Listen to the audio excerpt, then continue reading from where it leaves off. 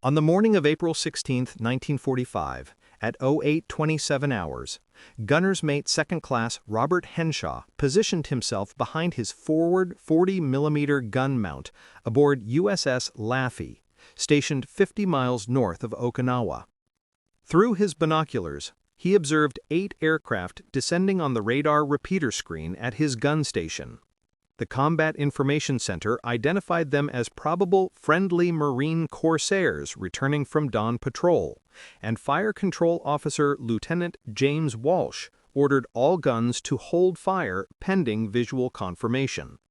However, Henshaw had spent 6 weeks meticulously studying kamikaze attack patterns. He had witnessed 14 destroyers take hits and watched USS Bush sink with 94 men aboard. Through careful observation documented in a small red notebook, he had identified a consistent 3-part behavioral pattern that kamikaze pilots exhibited 25 to 30 seconds before American doctrine authorized opening fire. The Okinawa Campaign context. Operation Iceberg began on April 1, 1945, representing the final stepping stone before the planned invasion of mainland Japan. The Japanese military committed extensive resources to defending Okinawa, flying 1,900 kamikaze sorties against the U.S. fleet between April 1 and June 22. These were not conventional bombing runs, but deliberate suicide missions where pilots loaded their aircraft with explosives and flew directly into American ships. The Navy positioned radar picket destroyers in a defensive ring 50 miles around Okinawa to serve as early warning stations. Their mission required detecting incoming Japanese aircraft, alerting the fleet, shooting down as many attackers as possible, and surviving if circumstances permitted. The statistics proved catastrophic.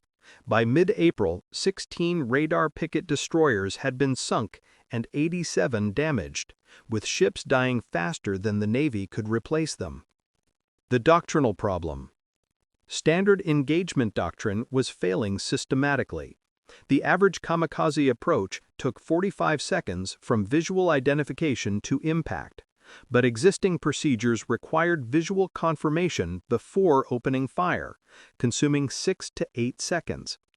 After the fire control officer issued orders, another 4 seconds elapsed before gun crews could acquire targets and commence firing.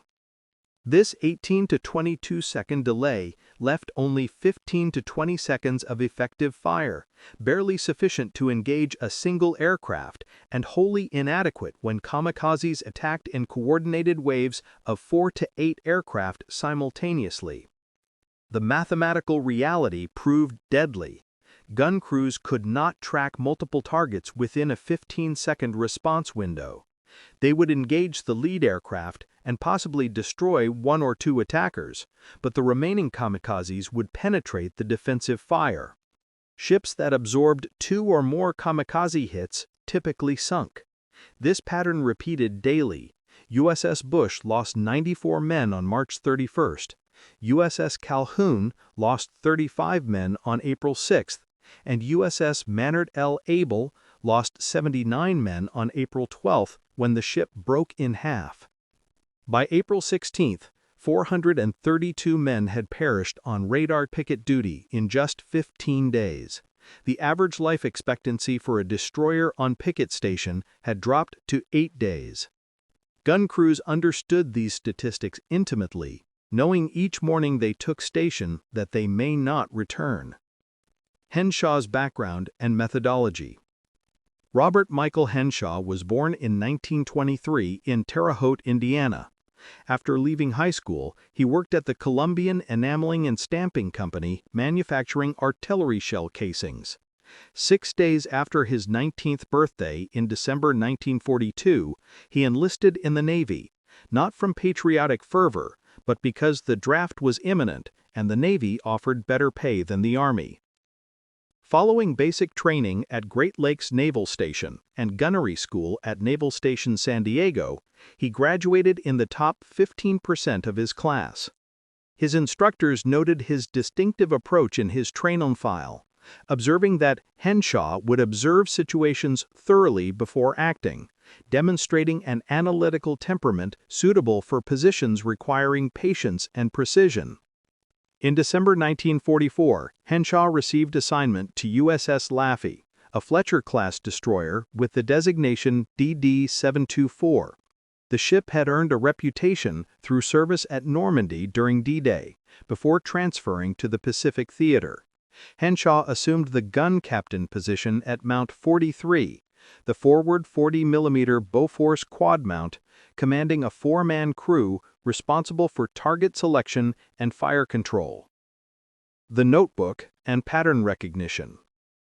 Henshaw began maintaining his combat observation journal in March 1945, when Laffey commenced radar picket duty. The standard Navy-issue notebook, measuring 4 by 6 inches with a water-resistant cover, became his systematic record of aircraft behavior patterns. While most sailors use such notebooks for maintenance logs or supply inventories, Henshaw meticulously documented altitude, approach angles, speed, and behavioral characteristics every time Japanese aircraft appeared. His observations began crystallizing into recognizable patterns through 3 critical incidents. On March 31 at 15:30 hours, he observed 6 kamikazes attacking USS Bush from 4 miles away. At 8,000 feet altitude, all 6 Mitsubishi A6M0s executed simultaneous wing waggles, a brief left roll, right roll, and return to level flight. 30 seconds later, all 6 aircraft dropped precisely 200 feet in altitude simultaneously. Then they commenced steep dives at 40 to 45-degree nose angles. Bush's guns opened fire at standard timing, destroying 3 kamikazes, but 3 penetrated the defenses. The destroyer capsized in 4 minutes, with 94 casualties. On April 6, Henshaw observed USS Calhoun under attack 2 miles from Laffey's position. 4 Zeros descended from 10,000 feet, and at 5,000 feet, he observed the wing waggle again, all 4 aircraft executing the maneuver simultaneously. Exactly 30 seconds later came the 200-foot altitude drop, followed by the steep dive angle. Standard doctrine timing resulted in 2 kamikazes being destroyed, while 2 struck the ship, causing 35 deaths and 21 wounded. The April 12 attack on USS Manard L. Able, though observed from 8 miles distance, confirmed the pattern. 8 kamikazes executed dives at angles 8 to 12 degrees steeper than normal dive bombers, angles too steep for any pilot intending to pull out of the attack. The ship broke in half and sank in 2 minutes, with 79 casualties. The 3-part pattern. Through systematic analysis, Henshaw identified 3 consistent behavioral indicators appearing 25 to 30 seconds before standard doctrine authorized defensive fire. The wing waggle occurred 25 to 30 seconds before dive commitment, which Henshaw theorized represented target acquisition lock, the pilot confirming his target and making final trim adjustments before the terminal dive. The altitude drop of exactly 200 feet occurred 20 to 25 seconds before the final dive. This maneuver allowed pilots to build terminal velocity by trading altitude for speed. Once a kamikaze pilot executed this drop, he had committed to attacking that specific ship with no option to change targets. The steep nose angle, pitched 8 to 12 degrees steeper than normal dive bombers, marked the point of no return. Once the nose angle reached this extreme pitch, physics prevented the pilot from pulling out even if he changed his mind. These 3 behaviors provided 25 to 30 seconds of advance warning, the exact gap during which American sailors were dying because doctrine prohibited firing. The critical decision.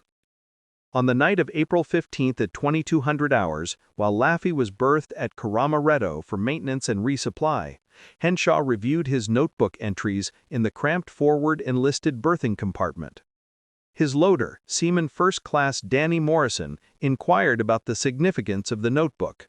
Henshaw explained his tracking of kamikaze behavior patterns and his conclusion that gun crews should fire upon observing commitment rather than waiting for confirmation. Morrison understood the implications immediately. Firing on aircraft before receiving authorization constituted a capital offense if those aircraft proved friendly. However, Morrison pledged to testify that he was merely following orders if circumstances resulted in a court-martial, refusing to allow Henshaw to face consequences alone. Petty Officer 3rd Class James Delevsky, gun captain for Mount 44, overheard this exchange and challenged Henshaw's reasoning, arguing that 3 observations provided insufficient data to justify changing doctrine and risking professional suicide. After reviewing the notebook and recognizing the pattern's consistency and predictive value, Delevsky made his own commitment. If Henshaw fired early and proved correct, Delevsky would support the action before command. If Henshaw proved wrong, he would claim senior rank and testify that he had not been informed, potentially protecting Henshaw from the most severe charges. April 16th, the first test. At 08:27 hours on April 16th, radar detected 8 aircraft bearing 340 degrees at 40 miles range and 12,000 feet altitude. Combat Information Center initially tracked them as probable friendly Marine corsairs scheduled to return from dawn patrol. Lieutenant Walsh ordered all guns to maintain hold fire status. As the contacts descended through 6,000 feet at 15 miles range, visual identification remained impossible. Single-engine aircraft that could equally be corsairs or Zeros. Other gun crews across Laffey appeared relaxed, with some crew members drinking coffee and smoking cigarettes, perceiving this as a routine morning patrol activity. However, Henshaw noted that the aircraft maintained perfect formation spacing, which contradicted typical friendly return patterns. Pilots returning from combat air patrol usually flew scattered due to uneven fuel consumption affecting individual speeds. At 2,500 feet and 2.5 miles range, Henshaw observed the lead aircraft execute the wing waggle, all 8 aircraft rolling left, then right, then leveling in perfect coordination. He began counting. 23 seconds later, all 8 aircraft dropped exactly 200 feet in altitude simultaneously. Henshaw continued counting. 8 seconds after that maneuver, all 8 aircraft pitched their noses down into steep dives. The 3-part pattern was complete. Combat Information Center continued broadcasting that these were probable friendlies with orders to hold fire. The aircraft were 1.8 miles out, descending through 2,100 feet. In 12 seconds, they would reach 1,500 feet. In 25 seconds, they would be inside the minimum effective fire envelope. In 40 seconds, they would be striking Laffey. Henshaw opened fire. The 40mm gun roared at 640 rounds per minute, with brass casings clattering across the deck in a continuous cascade. Lieutenant Walsh's voice immediately ordered Mount 43 to cease fire, stating they were engaging probable friendly aircraft. Henshaw ignored the order and maintained fire. Then, the lead aircraft broke from its dive pattern with a sharp left turn directly toward Laffey's bridge, a maneuver no friendly aircraft would execute. As the aircraft turned, its profile revealed straight wings rather than the inverted gull wing characteristic of corsairs, and the rising sun insignia became visible on the fuselage. Lieutenant Walsh's urgent voice ordered all guns to commence firing against inbound kamikazes. However, Henshaw had been firing for 12 seconds. His tracers were already disrupting the lead kamikaze's approach before the aircraft fully committed to its dive, forcing it to adjust course and breaking the coordination timing with the other 7 aircraft. The battle's outcome. Instead of 8 kamikazes diving simultaneously in a coordinated strike, as planned, they arrived scattered across 40 seconds, reactive and defensive rather than coordinated. This disruption gave Laffey's gun crews time to shift between targets and engage multiple threats sequentially. Henshaw's mount destroyed the lead Zero at 1,400 yards, with white smoke erupting from the engine cowling before the aircraft crashed 50 yards off the port bow. He immediately transversed right and destroyed the second Zero at 1,000 yards with a sustained burst that folded the left wing. Gun Mount 42 destroyed the third Zero at 1,200 yards with a direct hit from the 5-inch guns. The fourth Zero penetrated the defenses and struck Laffey's aft deckhouse at 0829, killing 11 men instantly and igniting fires. The fifth Zero, approaching Henshaw's sector, had its cockpit shattered by his fire. The aircraft's nose pitched up, flew over the superstructure, missing by 30 feet, and crashed beyond the ship. The sixth Zero struck the port side amidships at 0831, with another explosion and more casualties. Gun Mount 42 destroyed the seventh Zero at 1,800 feet, and the eighth Zero broke off its attack, turned northwest, and departed. By 0832 hours, the first attack concluded. 8 kamikazes, 6 destroyed, 2 hits. Laffey remained burning, but afloat, with 11 dead and 18 wounded. Lieutenant Walsh acknowledged the engagement over the intercom, commending Mount 43 for good shooting without mentioning the early fire or the disobeyed orders. Subsequent attacks and pattern adoption. At 0847 hours, radar detected 6 more aircraft inbound. Henshaw observed the same 3-part pattern and opened fire at 2,200 yards, earlier than the first attack, not waiting for authorization once he identified the commitment indicators. Other gun crews followed his lead, having observed how early fire disrupted attack coordination. The effect proved devastating. 2 kamikazes were destroyed before reaching 1,500 feet. 2 more broke off and retreated. 1 was destroyed by the 5-inch mount, and the last one struck Laffey's forward deckhouse at 0854.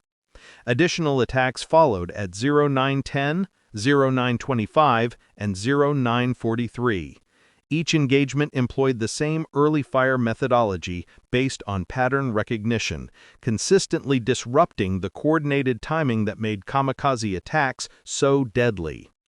At 0947 hours, radar contacts ceased.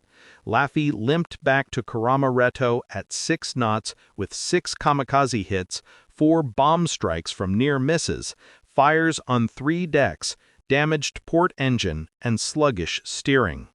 The destroyer was barely seaworthy but remained afloat. Official response and informal distribution. Captain Frederick Becton conducted damage assessment and questioned Henshaw about firing before authorization.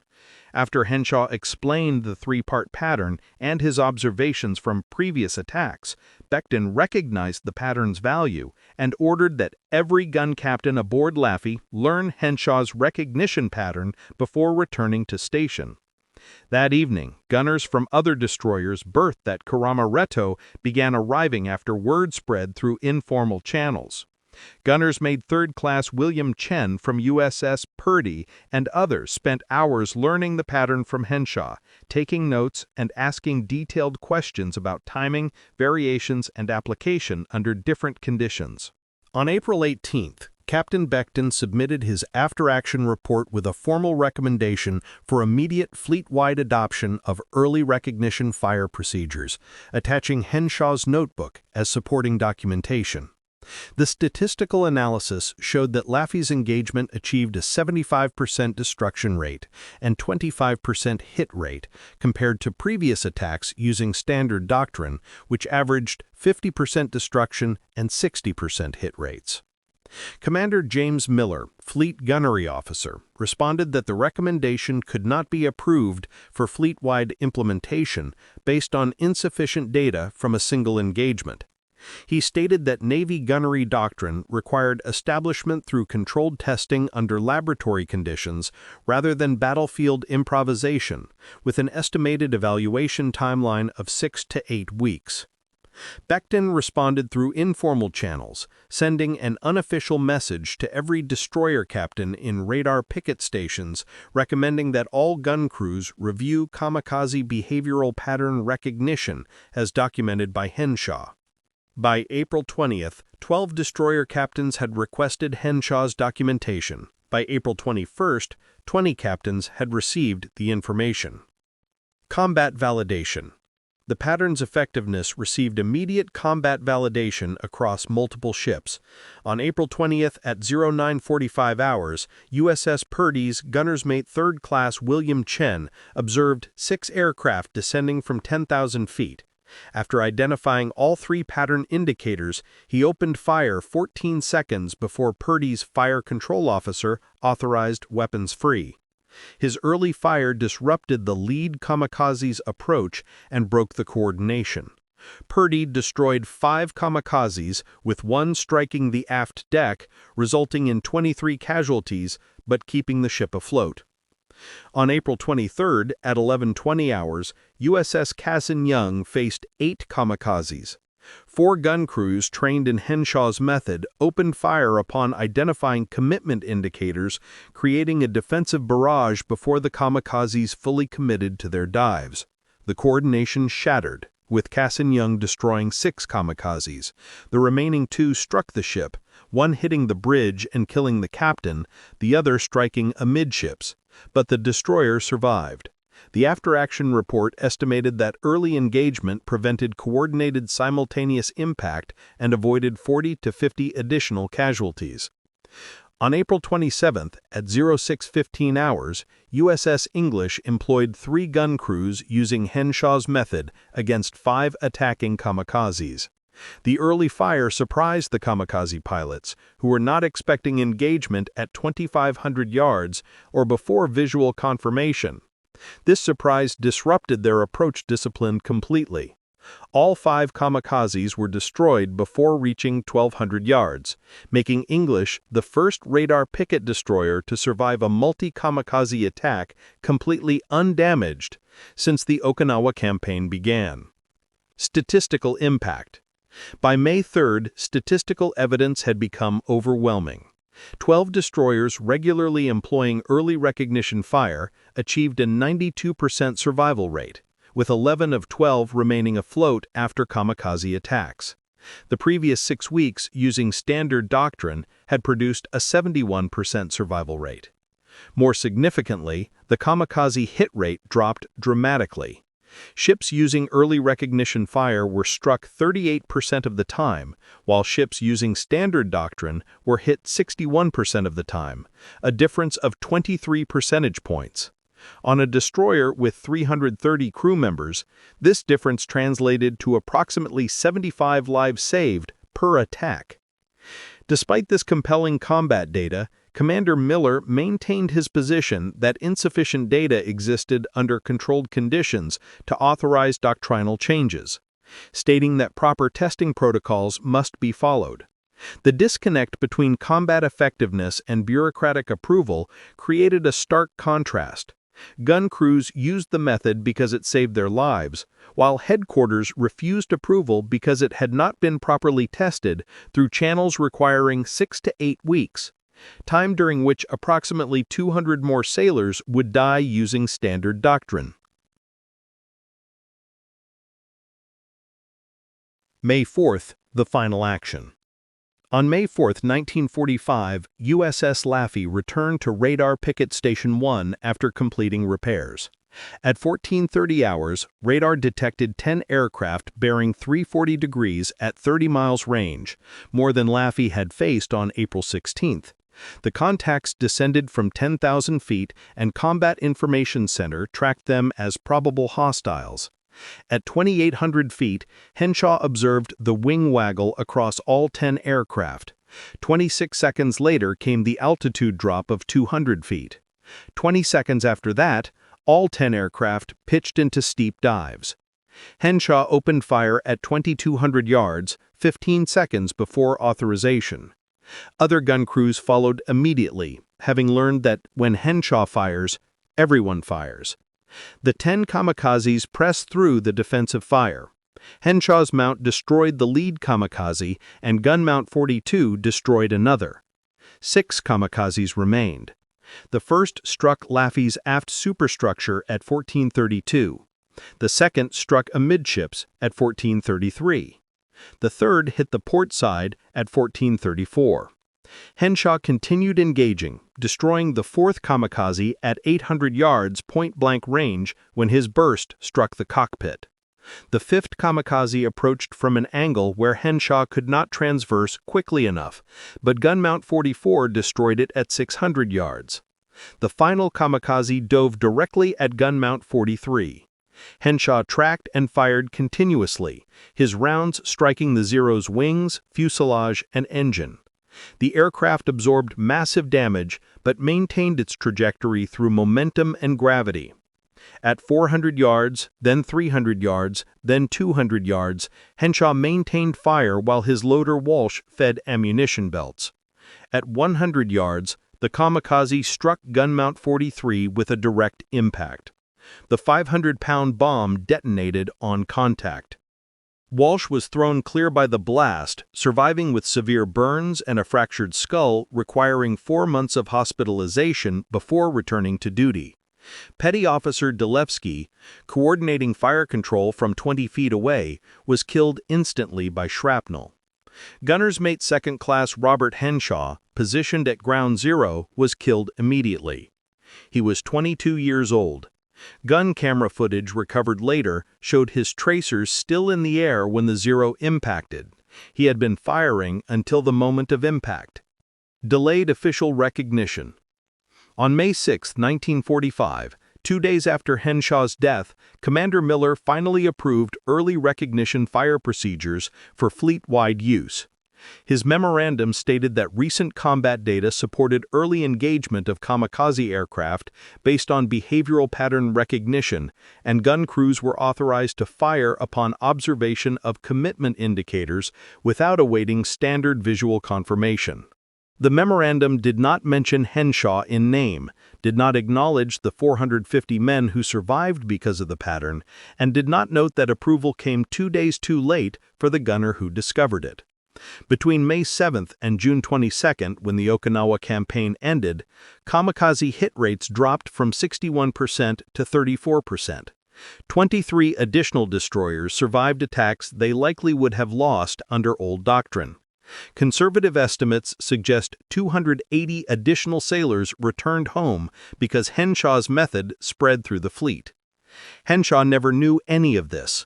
He died believing he had saved only his own ship, unaware that his pattern had spread to 30 destroyers, and unaware that 450 men would return home because he trusted a red notebook over orders.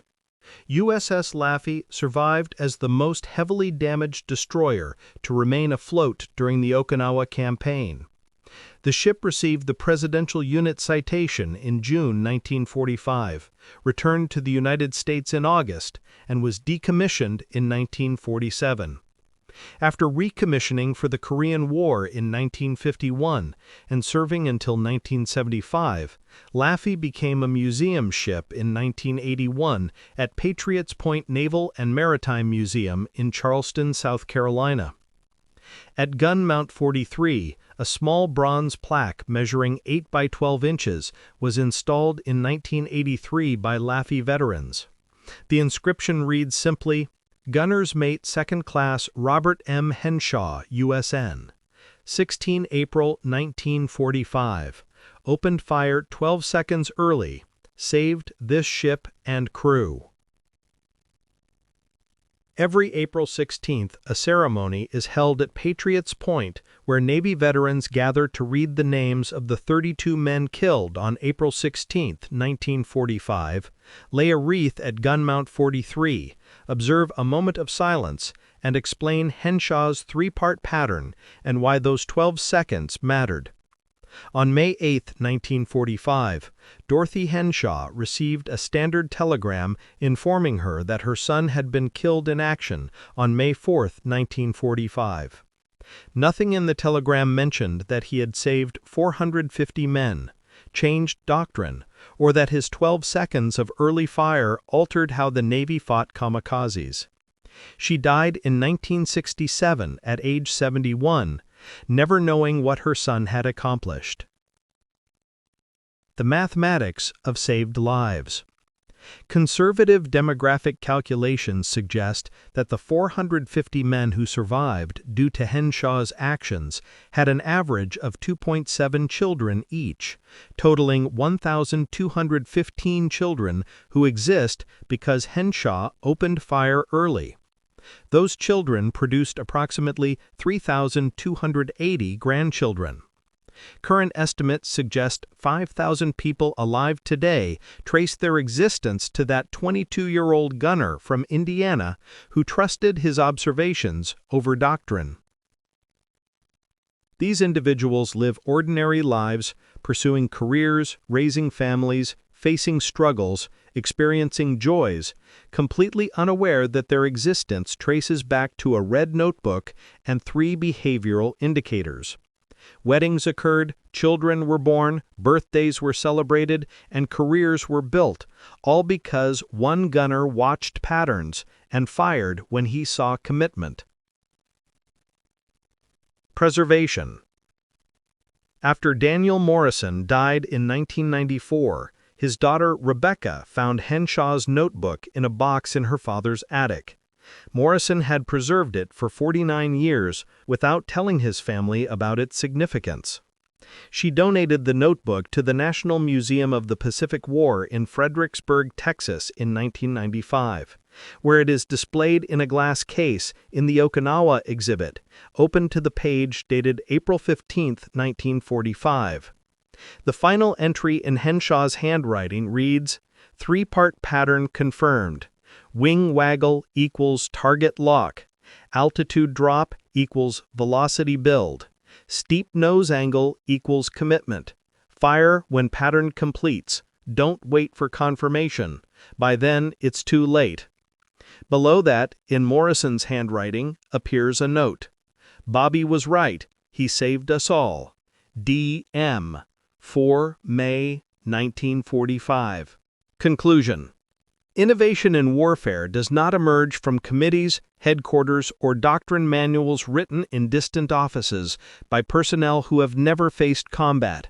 Innovation arises from individuals like a 22-year-old gunner with a notebook, from observing patterns others overlook, from trusting direct observation when orders mandate waiting, and from 12 seconds of decisive action based on analytical judgment rather than procedural compliance.